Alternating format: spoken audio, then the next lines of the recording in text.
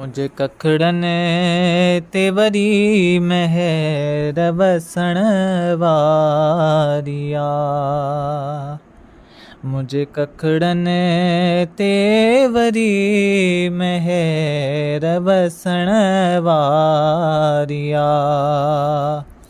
जंहिंजो इंतज़ार हथ में उहा ज़ात अचण वारी आ।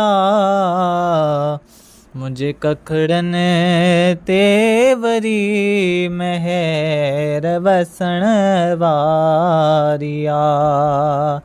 जंहिंजो इंतज़ार हथ में उहा ज़ात अचण वारी आ।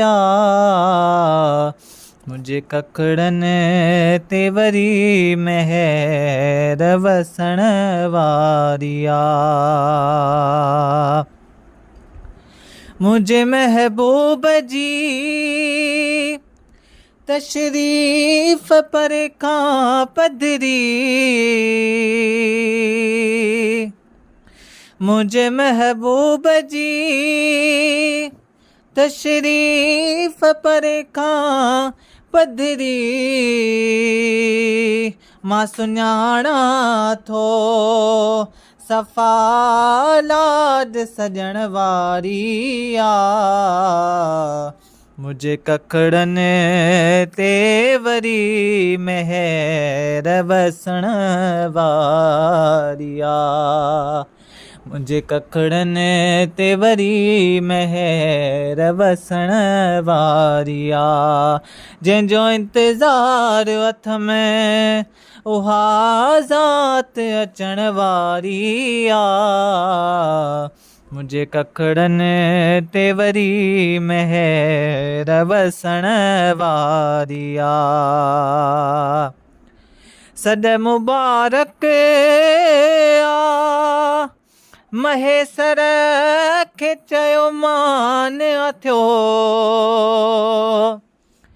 सॾ मुबारक आ महेसर खे चयो मान थियो। अझो दिलि दोस्त जो दीदार करण वारो आ। मुंहिंजे कखड़न ते वरी महर वसण वारी आ।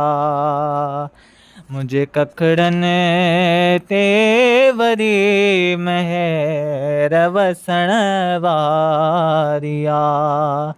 जंहिंजो इंतज़ार हथ में उहा ज़ात अचण वारी आ।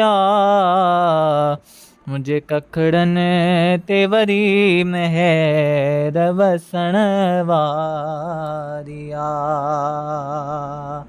जो इंतज़ार हथ में उहा ज़ात अचण वारी आ।